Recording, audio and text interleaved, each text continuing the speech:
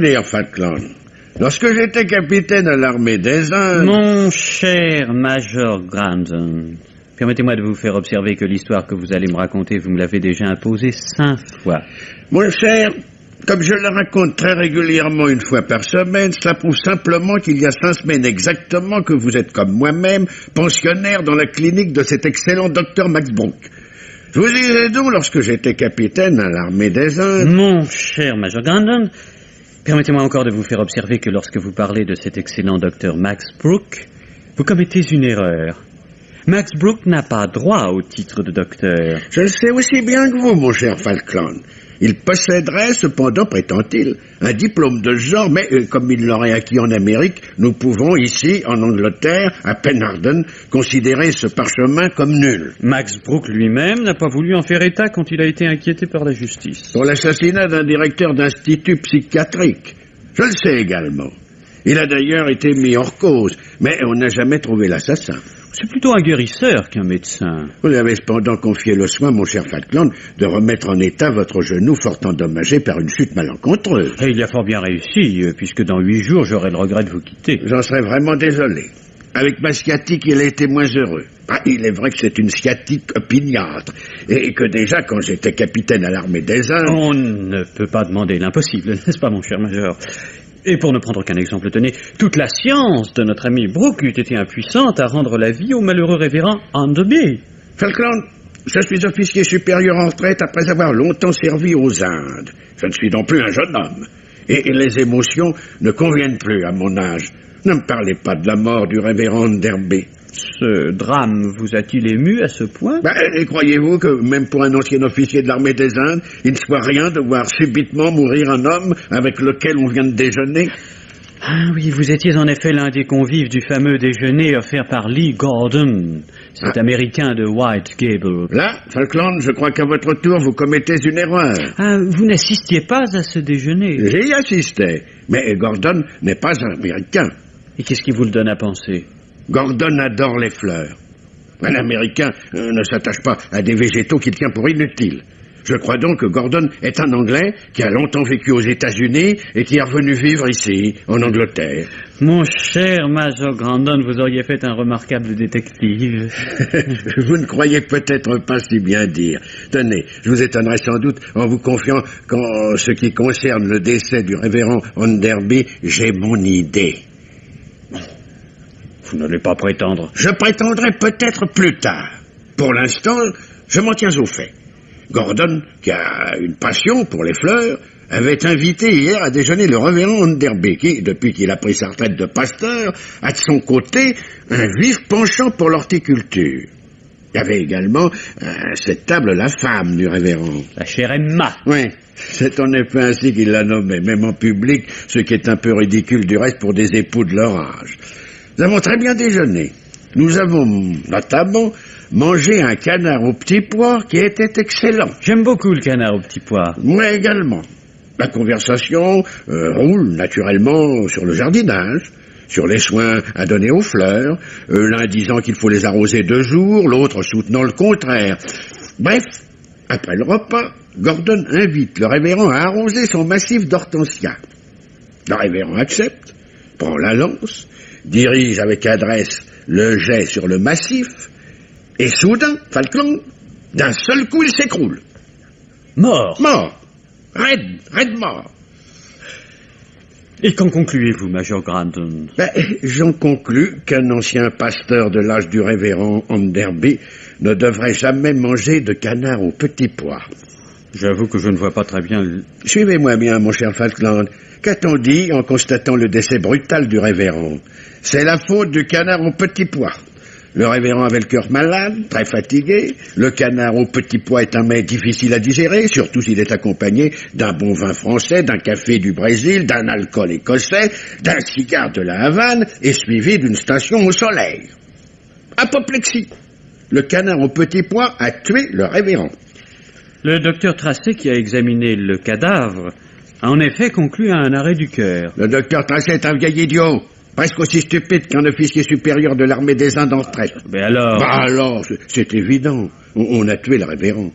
Oh, mais vous n'y pensez pas, le crime est impossible. Mais Non, et puis mon cher Major, qui pouvait avoir intérêt à voir disparaître cet honnête homme qu'était le révérend Enderby? Mon cher Falkland, il y a toujours intérêt à recueillir un héritage.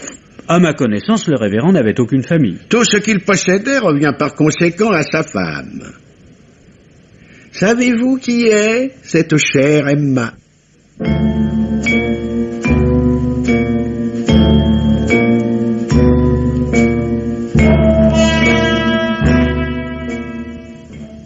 Comment, Robert? Vous ne vous souvenez pas de la chère Emma? Je dois reconnaître, ma cousine, que non. Vraiment, je ne vois pas. Voyons, Robert, vous n'avez pas oublié tante Mary. Certes pas. Encore que voici déjà longtemps que la vieille tante nous ait quittés. Alors il n'a pas dû vous sortir de la mémoire que dans l'année qui précéda sa mort, elle a été soignée par une infirmière. Mais oui, cela me revient. Je crois même me rappeler que tante Mary lui a légué une assez jolie somme. C'est cela. Et je vous assure, cousin, que jamais récompense n'a été mieux méritée. La nurse Pusey avait été près de tante Mary d'un dévouement admirable. Eh bien, la chère Emma, c'est la nurse Pusey. Vraiment? Mais oui! Oh, Robert, faites attention, vous renversez votre café sur votre costume. Aucune importance, c'est de la flanelle. Vous disiez, cousine? Je vous disais, Robert, que c'est la nurse Pusey que le révérend Enderby a épousée. Après la mort de tante Mary, je l'avais perdue de vue, mais elle m'envoyait une lettre charmante pour me faire part de son mariage. Elle était aussi joyeuse qu'une jeune mariée. À cette occasion, je lui ai fait un cadeau. Je ne pouvais pas faire moins.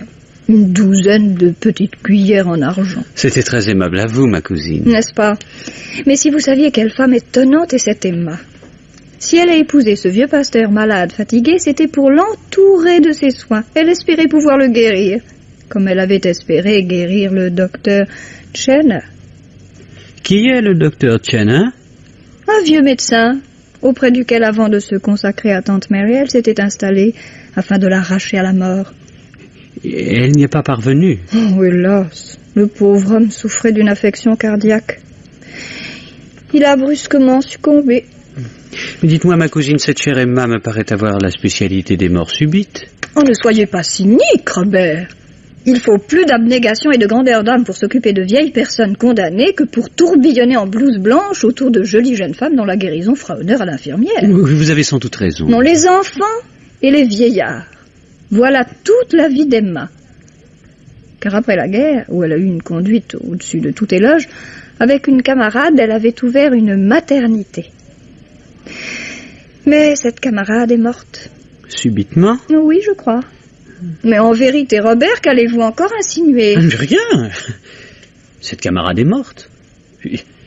Il arrive à tout le monde de mourir. Mais cette mort-là fut très malencontreuse pour Emma.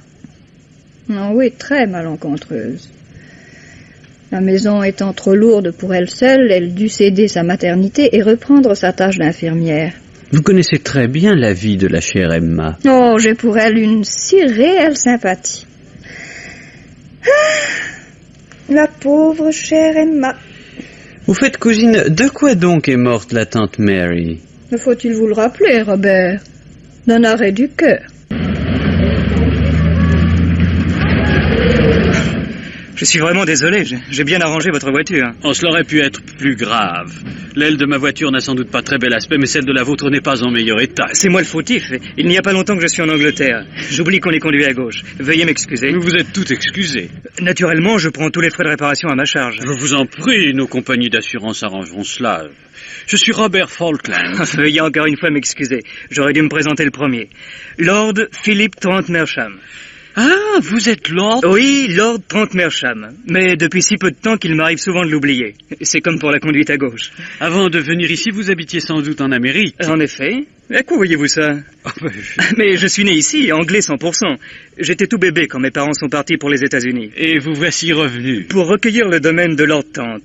Mais faites-moi le plaisir de venir jusqu'à la maison. Je vais téléphoner au garagiste pour les voitures. Volontiers. Mon oncle sera d'ailleurs enchanté de vous voir. Vous le connaissez peut-être? Lee Gordon. J'ignorais, Mr. Gordon, que le jeune Lord Trent Mersham fût votre neveu. En réalité, il ne l'est pas. Il n'y a entre nous aucune parenté. Et pourtant, tout à l'heure... Le père de Philippe et moi avons toujours été de très grands amis.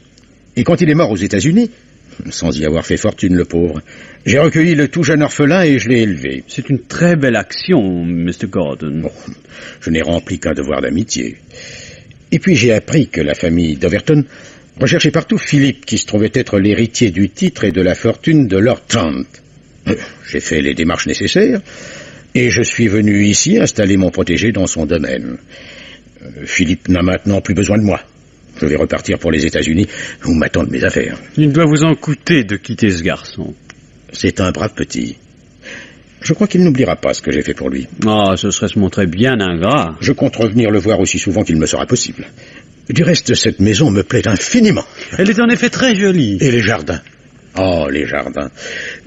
Aimez-vous les fleurs, Mr. Falkland? Je les apprécie, oui. Je vous montrerai donc la roseraie et les azalées, qui malheureusement commencent à se faner. Ce sont des plantes si délicates. Mais vous verrez les serres merveilleuses, chauffées à l'électricité. Oh, à l'électricité. C'est le meilleur dispositif. Il n'a que l'inconvénient d'être un peu coûteux. J'avais aussi des hortensias magnifiques. Tout un bosquet. Des hortensias rares. Vous savez, de ces plantes qui ont des noms si compliqués. Oui, je vois cela très bien. On doit parfois, pour se souvenir de ces noms, leur mettre des étiquettes. Mais ces hortensias, je ne pourrais pas vous les faire voir. Pourquoi? Je les ai fait arracher. Comprenez-moi, il s'attachait à eux, pour moi, un trop douloureux souvenir. C'est devant eux qu'est tombé mon ami le révérend Hunderby. Ah, monsieur, ce beau vieillard aux cheveux blancs s'affaissant tout à coup foudroyé, c'est une vision que je n'oublierai jamais. Le major Grandon m'a raconté ce triste événement. J'estime beaucoup le major Grandon. Un peu vieille ganache parfois, mais un si brave homme. J'avais hésité à l'inviter à ce déjeuner qui devait avoir une si déplorable fin. Ah, vous craignez de sa part quelque esclandre? Oh, non, il est trop gentleman pour se laisser aller à de tels mouvements. Mais c'est un soldat, dont les expressions sont parfois rudes. Et j'ai cru comprendre que la pudibonderie de Mrs. Hunderby l'agaçait souvent. Je crois qu'il ne portait pas la chère Emma dans son cœur. Oui, je pense qu'il a maintenant pour elle encore moins d'amitié. Vous aurait-il fait des confidences, Mr. Falkland? Pour tout dire, Mr. Gordon, le major paraît persuadé que la chère Emma a trouvé un moyen d'aggraver les troubles cardiaques de son mari. Enfin, en un mot, qu'elle l'a empoisonné. Bon, je ne vois pas comment elle aurait pu s'y prendre. Mais c'est une femme si étrange que cette Emma... J'ai appris sur son passé certaines choses. Un certain nombre de morts subites. Toujours suivies de legs ou de cadeaux. Voilà. Et cette fois, elle hérite la fortune du révérend. Oui, c'est ce que m'a fait remarquer le major Grandon. Que compte-t-il faire maintenant? Je crois savoir que, bien qu'il déteste écrire, il a l'intention de rédiger un mémoire et de l'envoyer à la police. C'est un geste d'honnête homme. Mais il est dangereux. Car si je saisis bien, il veut accuser Emma, la chère Emma, et il n'a aucune preuve. Le major ne m'a pas tout raconté, mais j'ai cru deviner qu'il en savait assez long sur cette affaire qui le trouble beaucoup. Je crois même qu'il doit se rendre chez Mrs. Hunderby. Croit-il qu'elle lui avouera quoi que ce soit? Vous connaissez le major. En vieux militaire, il ne connaît qu'une tactique, foncer sur l'ennemi. Alors, Dr. Brooke, tout est fini. Hélas oui, Mr. Falkland. Le major Grandon ne vous contera plus jamais ses souvenirs de l'armée des Indes. Pauvre major. Je suis vraiment désolé. Bien moins que moi, Mr. Falkland. Bien moins que moi. Vous aviez beaucoup d'affection pour le major Grandon. Je l'estimais. Mais je pense surtout à moi.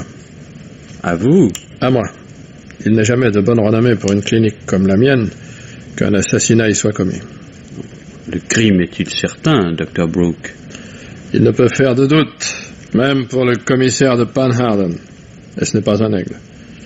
Je suis bien sûr que pour l'assassinat d'un officier supérieur, même en retraite, Scotland Yard va dépêcher ici quelques-uns de ces messieurs qui n'ont aucun sens de l'humour.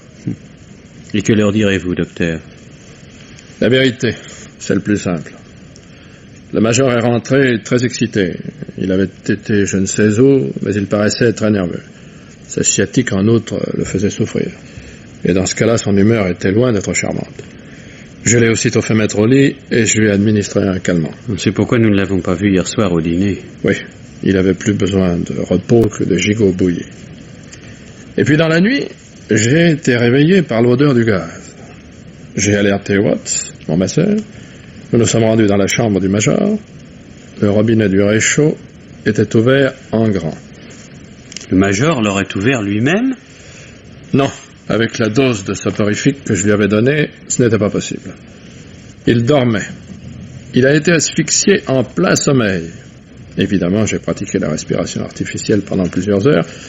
C'était pour que la police ne puisse rien me reprocher. Avez-vous donc prévenu la police? Oui. Ah oui, c'était plus sage. Si bête que soit le docteur Tracey, il ne pouvait que refuser le permis d'inhumer. Mais si vous dites la vérité, vous n'avez rien à redouter de la police. Vous ne connaissez pas ces messieurs. Je dirai la vérité et ils ne me croiront pas. Pourquoi? Parce qu'une fois déjà, ils m'ont mis la main dessus pour une affaire d'assassinat. J'ai pu fournir un alibi et il a bien fallu m'en lâcher. Mais ces messieurs sont vexés quand on sort du trou où ils vous ont jeté. Que de près ou de loin vous soyez mêlé à une autre affaire, aussitôt pour eux, vous devenez le suspect numéro 1. Cela est fort fâcheux pour vous, Dr. Brooke.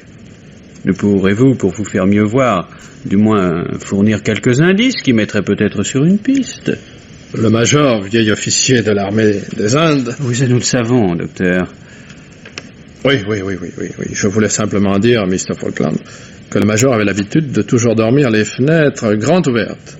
Sa chambre est au rez-de-chaussée, rien donc de plus aisé que d'y pénétrer. On ferme les fenêtres, on ouvre le gaz et on s'en va par la porte. Les occupants d'une clinique ne veillent pas tard, on ne risque guère de rencontrer quelqu'un dans les corridors. Mais tout le problème est d'identifier ce « on ». Savez-vous, Mr. Falkland, ce qu'en pareil cas eût dit le Major Grande? Eh bien, je crois pouvoir l'énoncer pour lui, puisqu'étant la victime, il se trouve en quelque sorte empêché de le faire. Le gaz, messieurs, n'est pas une arme virile. C'est une lâcheté de femme. Mrs. Austin, je vous prie. C'est moi-même. Mon mari va être bien ennuyé de ne pas vous recevoir, mais cela lui est tout à fait impossible. Il est mort depuis 20 ans. Oh, je suis vraiment désolé. Mais c'est bien avec vous, Mrs. Austin, que je désirerais avoir un moment d'entretien. Avec moi? Avec vous. Inspecteur MacDonald de la brigade criminelle. Vous êtes vraiment inspecteur? Je le suis. De la vraie police? Assurément. Ah, inspecteur, quelle joie vous me procurez. J'ai 86 ans. Depuis que j'ai eu 16 ans, ça fait 70 ans, j'attends ce moment. J'ai tant désiré être interrogé par la police. Un tel désir est assez rare pour que je m'autorise à vous en demander la raison. Oh, elle est toute simple. Je suis curieuse. C'est mon péché mignon. J'aimerais connaître quelle sensation on éprouve quand on est dans vos griffes. Je m'en félicite. Vous êtes, Mrs. Austin, depuis longtemps dans la pension de Miss Driver? Je suis la plus ancienne pensionnaire. Vous connaissez donc bien Mrs. Enderby? La chère Emma. Elle était si drôle. Drôle? Tiens, on me l'avait représentée comme plutôt austère. Bien sûr. Elle était même, comment dirais-je, ennuyeuse. Oh. Mais ce qui était drôle, c'était ses démêlés avec Miss Driver. Elles se détestaient. Oh, c'était bien amusant. Elles étaient à couteau tiré. Connaissez-vous le mobile de cette animosité? Je vais vous le confier, inspecteur. Et cela va vous surprendre. À leur âge, pensez. L'amour. L'amour? Eh oui, l'amour. Nous autres femmes, nous en sommes toutes là. L'amour est notre maître. Expliquez-vous, Mrs. Austin. Miss Driver aurait bien voulu que le révérend, quand il prit sa retraite, l'épousât. Il était encore bel homme, ma foi. Et puis, il avait quelque fortune. Et Miss Driver a besoin d'argent. Sa pension de famille ne va pas trop bien. Or, le révérend a épousé la nurse Piozé. Voilà. Vous avez compris, inspecteur.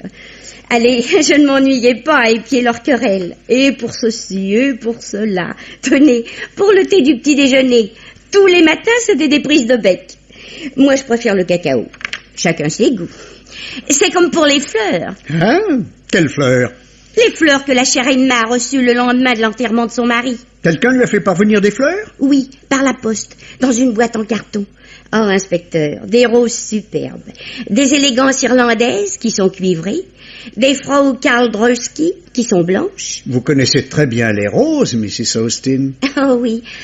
Pourtant, il y avait dans la gerbe une variété dont j'ignorais le nom.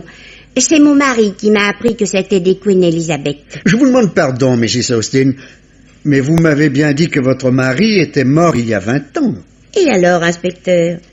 Nous nous sommes toujours très bien entendus, mon mari et moi. Il n'y avait pas de couple plus uni. Il me parle encore très souvent. Ah oui, je comprends. Vous êtes intelligent, inspecteur. Mon Dieu. Eh bien, dès que la chère Emma eut déballé les roses, Miss Driver a fait, sans en avoir l'air, disparaître l'emballage. Mais moi, je l'ai bien vu. Pourquoi a-t-elle agi ainsi? Pour que Mrs. Enderby ne puisse pas se servir de la boîte en carton pour ranger ses gants. Un tour de sa façon. Vous ne savez pas qui a envoyé ces roses à Mrs. Enderby? Ma foi, non. Je suis curieuse, mais non pas indiscrète. Et puis, l'expéditeur n'avait peut-être pas mis son nom sur le paquet. Dommage. Savez-vous ce que Mrs. Enderby a fait de ces fleurs? Ce qu'elle devait en faire. Elle les a portées sur la tombe du révérend au cimetière. C'était une pieuse pensée. Une pensée seulement, car la chère Emma n'est pas parvenue jusqu'à la tombe de son époux défunt. Comment le savez-vous? Elle me l'a dit elle-même. Comme mon mari, elle est sur l'autre rive. D'après vous, Mrs. Enderby, enfin la chère Emma, serait... Morte, eh oui, inspecteur. Elle est partie d'ici avec les roses pour le cimetière, et on ne l'a plus revue. Miss Driver pourra vous le confirmer.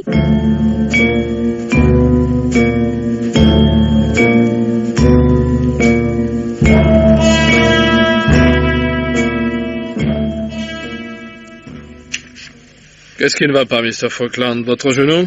Vous savez aussi bien que moi, Dr. Brooke, que mon genou est guéri. Alors, vous êtes tout pâle. Cherchez une lettre anonyme. Que vous apprend-elle? Tenez, lisez plutôt. Je l'ai vu dans mon rêve, couché sous la vanne. Son manteau était retenu près du rivage par un des piliers du pont, et sa figure était balayée par le courant. Ses cheveux gris dénoués flottaient et se mélangeaient aux herbes aquatiques. Qui sait que Mrs. Enderby a été noyée? Vous qui l'avez vu et l'y avez laissé. Oh, voilà une charmante lettre. Oui, et pourquoi m'est-elle adressée? Je suis pour rien dans cette affaire. La chère Emma a disparu, c'est un fait. L'inspecteur MacDonald croit que, se voyant démasqué, elle a pris la fuite et il a lâché à ses trousses tous les policiers du Royaume-Uni. Et c'est moi qu'on avise. En quel style que son cadavre se trouve sous la vanne de la rivière? Vous rassurerait-il d'apprendre que vous n'êtes pas seul à en avoir été averti? Auriez-vous également reçu une lettre anonyme, Dr. Brooke? Non, mais un coup de téléphone. Un coup de téléphone? Qui vous téléphonait? Je ne sais pas. Je n'ai même pas pu attribuer de sexe à l'être qui me parlait. Que vous a-t-il dit? Ceci. Elle est toujours là, sous la vanne de la rivière, près d'Ostemhead. Je l'ai vue en rêve. En rêve? C'est un fou. Ou bien une folle. Oui, je vois à qui vous pensez. Mrs. Austin, cette vieille toquée. Il y a qu'elle. Oui, mais si c'était vrai, Mr. Falkland. Comment si c'était vrai? Oui, si réellement le cadavre de la chère Emma... était sous la vanne de la rivière près d'Ostemstead? Oh, comment cette déséquilibrée nonagénaire l'aurait-elle appris? Ah, elle prétend être en relation avec l'au-delà. Soyons sérieux, Dr. Brooke. Je n'ai nullement envie de plaisanter en ce moment. Moi non plus, Mr. Falkland. Ma situation n'a rien de plaisant, je vous assure. Comme je l'avais prévu, la police surveille tous mes faits et gestes. Et voici qu'en outre, m'arrivent des coups de téléphone venant d'où... Avec le téléphone automatique, allez donc le savoir. Il faut faire quelque chose. Ah oui, mais quoi? Je ne sais pas. Prévenir la police, en parler à MacDonald. Ah, Vous ne trouvez pas que nous sommes assez suspectés comme ça? Vous, peut-être, docteur. Mais moi... Mais vous, comme les autres, Mr. Falkland, vous n'avez jamais eu affaire à la police, ça se voit. Pour elle, il n'y a pas d'innocent.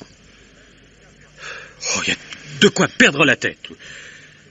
Va-t-on maintenant me mettre sur les bras 2, 3 cadavres? Je ne sais plus, moi. Je deviens fou. Je deviens fou. Fou, messieurs, fou. À vous aussi, Mr. Gordon. Donnez-moi un peu de cognac, je vous prie. Je n'ai pas l'habitude d'en prendre, surtout chez les autres, mais il me faut prendre courage pour vous raconter. Nous raconter quoi? Allez, servez-vous. Merci. Cela dure depuis 2 jours. Chez moi, le téléphone sonne. Je décroche et une voix prononce... Versez-moi encore à boire, s'il vous plaît. Voici, Gordon. Une voix prononce... Je suis Emma Enderby. Elle est donc vivante. Non, car elle continue... Cherchez-moi dans la rivière, sous la vanne. J'y ai laissé mon corps. C'est effrayant, je n'en puis plus. Encore un peu de cognac, Mr. Gordon. Je veux bien, oui. Et ce n'est pas 1 fois, mais 3 fois, 4 fois que j'ai reçu cette communication. Je n'ose plus décrocher mon téléphone. N'a-t-elle jamais rien ajouté? Si, et c'est le plus épouvantable. Elle a encore dit, vous le savez bien, puisque c'est vous, Lee Gordon, qui m'avez noyé. Vous, moi, vous. Jusqu'à cette heure, je voyais en vous un gentleman, Mr. Falkland. En quoi, Mr. Gordon, ai-je brusquement cessé à vos yeux d'être un gentleman? Dans les circonstances où nous sommes, votre rire est indécent. Mr. Gordon, un gentleman peut rire sans être indécent quand il se sent délivré. Vous vous sentez délivré, Mr. Falkland? Comme si je sortais soudain d'un cauchemar. En accusant Mr. Gordon de l'avoir noyé. La chère Emma s'est elle-même trahie, voyons. Elle est vivante, mais bien vivante. Après avoir empoisonné le révérend Enderby pour hériter de lui, après avoir assassiné le major Grandon qui allait dévoiler son crime, elle a pris la fuite. Et pour couvrir cette fuite, elle veut faire croire qu'elle est morte. Tous les 3, nous sommes tombés dans son piège. J'aimerais vous croire, Mr. Falkland.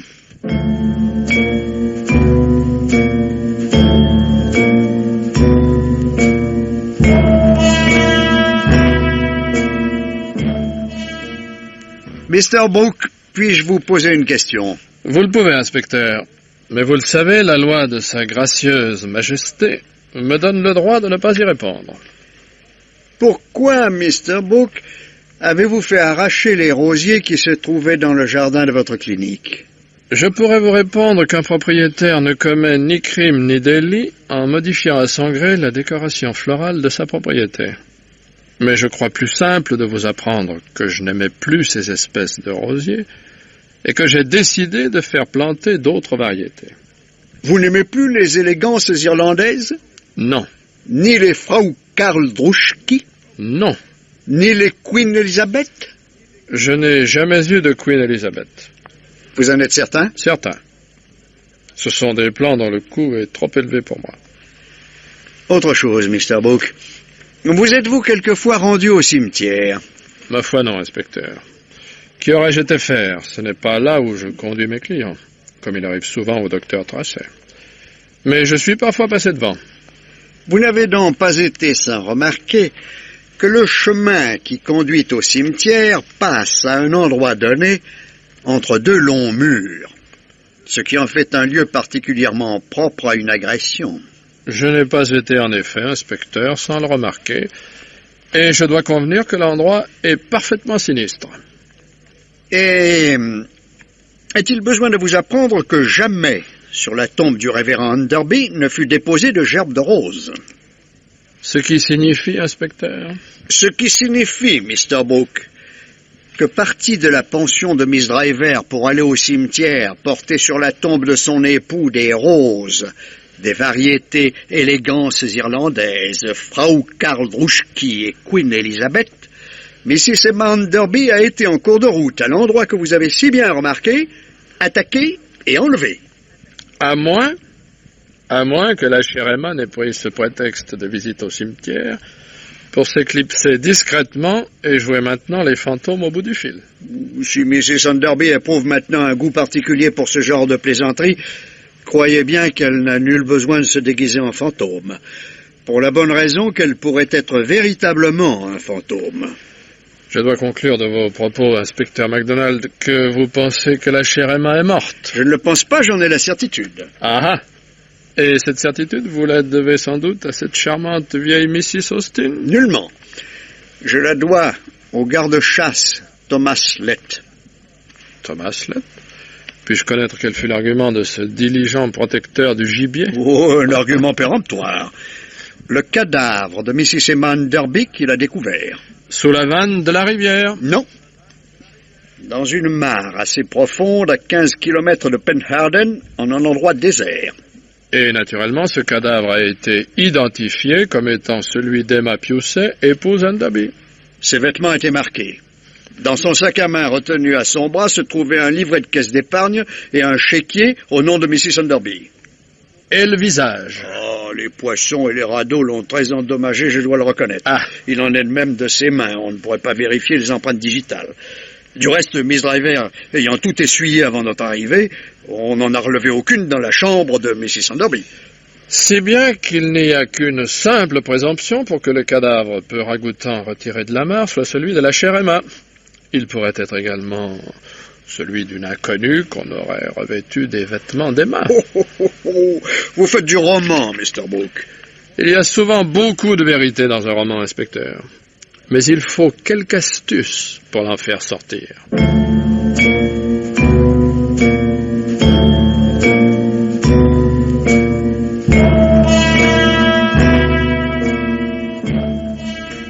Je suis charmé de vous rencontrer, inspecteur.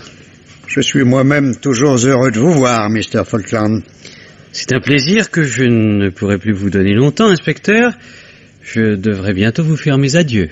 Ah, et pour où partez-vous, Mr. Falkland? On m'offre en Virginie un poste important dans une entreprise de travaux publics. Mes compliments. Vous avez là l'occasion d'un beau voyage. Il sera d'autant plus agréable que j'en pourrai sans doute faire une partie en compagnie de Mr. Brooke. Mr. Brooke abandonne sa clinique? Il retourne aux États-Unis, où il pense n'être plus l'objet des attaques du corps médical. Et sans doute allez-vous aussi m'apprendre que Mr. Lee Gordon part également. Mr. Gordon a en effet reçu un cablogramme qui demande sa présence immédiate aux Indes. Les fantômes ont bien travaillé. Que voulez-vous dire, inspecteur? Je dis que les fantômes de notre cher vieux pays pensent sans doute avoir triomphé de nous autres, les hommes de Scotland Yard, en déterminant à fuir les trois hommes qui sont en premier, intéressés dans l'affaire Enderby. Inspecteur MacDonald, je ne... Le malheur, Mr. Falkland, c'est que nous autres à Scotland Yard, bassement matérialistes, nous ne croyons pas aux fantômes. Mais, inspecteur... Je suis désolé, mais Mr. Falkland, je serai contraint de vous prier, vous et vos deux compagnons, Mr. Brooke et Mr. Gordon, de bien vouloir différer votre départ, jusqu'à ce que j'en connaisse les raisons. Mais, je vous les ai exposés. Il peut me plaire de n'y voir que des prétextes. Rien ne vous autorise... Rien, en effet, pour l'instant. Mais il y a en cette affaire de si étranges renversements que l'avenir peut en réserver d'autres. Auriez-vous appris du nouveau? La police, Mr. Falkland, n'a jamais d'entretien avec les fantômes. Mais elle sait souvent faire parler les morts. Macabre conversation. Les morts ont pour nous un gros avantage sur les vivants. Le mensonge leur est inconnu. Tenez, le docteur Chenner. Les vivants le prétendaient décédé d'un arrêt du cœur. À l'autopsie qui a suivi l'exhumation, le cadavre a avoué qu'il avait été empoisonné. Ce serait dans le... Quant au révérend Enderby, que l'on disait avoir été empoisonné, eh bien, il est mort d'un arrêt du cœur. Mais alors... Mrs. Enderby, que l'on pouvait croire n'être pas Mrs. Enderby, a dû de son côté reconnaître qu'elle était bien Mrs. Enderby. Mais cependant, les poissons... Les poissons n'ont pu endommager les réparations faites à sa denture, ni les cicatrices d'une opération qu'elle a subie. La chère Emma a bien été... La chère Emma a été trouvée dans une mare, en un endroit où personne ne se rend. Elle a pu y être conduite, ou elle a pu s'y rendre d'elle-même. L'hypothèse d'un suicide... Le suicide en Angleterre a généralement deux causes, ou bien le remords, Ce serait le cas. ou bien le chantage. Une femme, Mr. Falkland, se défend mal contre un maître chanteur. Elle se réfugie dans la mort. Bon, vous n'allez pas penser... Je ne suis pas assez intelligent pour penser. Je constate. Or, quelque expérience en mon métier m'a permis de constater que les maîtres chanteurs sont des lâches. Et que le propre des lâches est de prendre la fuite. Mais pourquoi me dites-vous tout cela, inspecteur? Parce que mon métier, Mr. Falkland, consiste aussi en ceci. En révélant un peu, faire commettre des imprudences à qui veut savoir si j'en sais davantage.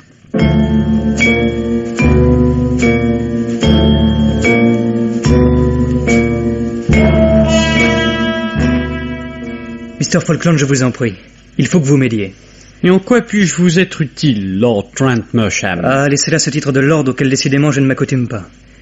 Mon oncle m'inquiète. Sa santé serait-elle mauvaise? Il s'agit bien de sa santé. C'est pire. Je crains qu'il ne perde la tête à cause de cette maudite affaire. Oh, nous en sommes tous un peu là, mon pauvre ami. Se sentir constamment épié par les flics, il y a de quoi par moments faire vaciller la raison. Et ce ne sont pas les flics qui tourmentent mon oncle. Enfin, je l'appelle toujours ainsi. Mais qu'est-ce donc? Les fantômes. Mr. Gordon ne peut croire à ces calembredènes. Il les prend maintenant au sérieux. C'est ce qui m'ennuie. A-t-il reçu d'autres messages téléphoniques? Oui, plusieurs. Et c'est de là que vient tout le mal. Au début, il a cru entendre la voix de Mrs. Enderby, qui, bien vivante, se moquait de lui. Mais depuis qu'il a vu son cadavre... Car il a vu son cadavre. Il a été conduit à la mort pour le reconnaître. Mon oncle est un homme sensible, très émotif, et cette vue l'a bouleversé. Et comme ensuite il a encore entendu Mrs. Enderby au téléphone, il s'est persuadé que c'est son fantôme qui l'appelle au bout du fil. Et que lui disait cette voix? Autant qu'il a pu me l'expliquer, car il se trouble dès qu'il raconte ses faits. Elle lui a ordonné de demeurer en Angleterre jusqu'à ce qu'il reçoive de nouvelles directives. Or, mon oncle désire très vivement quitter Penarden au plus tôt. Ses affaires périclitent. Les comptoirs qu'il possède aux Indes sont en très mauvaise posture. À moi également, mon cher. On a fait comprendre, mais par d'autres moyens, qu'un départ serait à l'heure actuelle considéré comme un aveu de culpabilité. Si mon oncle doit être inquiété, il doit être en possession de tous ses moyens pour se défendre. Je veux l'arracher à cette stupide obsession. Mais cela devient de plus en plus difficile. Car non seulement il entend au bout du fil le fantôme de la chère Emma, mais il l'a vu. Vu? C'est de l'hallucination. Je voudrais le croire. Mais dois-je vous l'avouer, Mr. Falkland?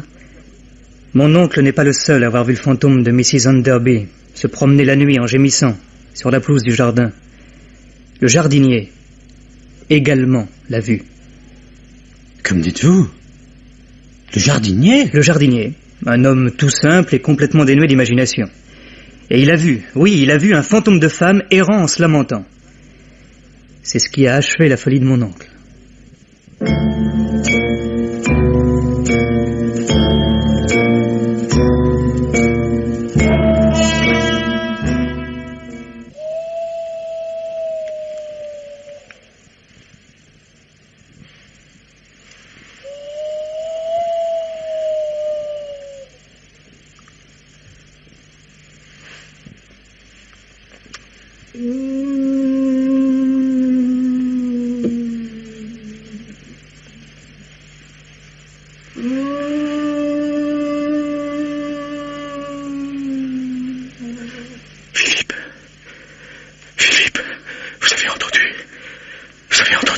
J'ai entendu, mon oncle. C'est lui. Encore lui, cette nuit. Le fantôme d'Emma. Philippe. Du calme, mon oncle. Oh, Philippe, ne quittez pas. Ah, là. Près de la serre. Oui. Vous le voyez? Oui. Vous le voyez? Oui. Je vois en effet quelqu'un près de la serre. La nuit est assez sombre, mais je le vois. Non, pas quelqu'un. Quelque chose. Un fantôme. Le fantôme d'Emma. Le fantôme d'Emma assassiné. Le fantôme. Mon oncle, je vous en prie.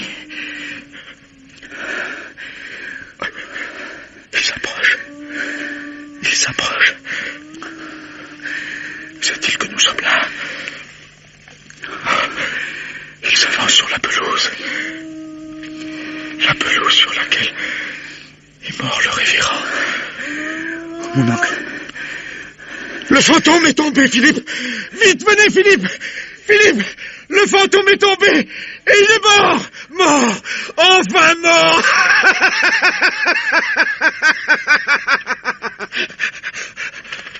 Votre lampe, Philippe. Vite, votre lampe. Oh. Mais le fantôme, c'était... Le fantôme déguisé en femme, c'était Brooke. Mais l'assassin, c'est vous, Lee Gordon. Vous étiez là, inspecteur? J'étais là, et pour vous confondre. Et vous n'y parviendrez pas, inspecteur MacDonald. Ça me serait aisé, Gordon. Le jeune Philippe qui se tient près de vous n'a pas de pied beau. Vous savez cela? Je le sais.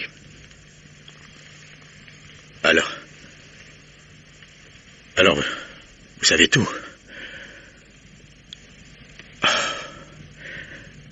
J'ai perdu. Emmenez-moi.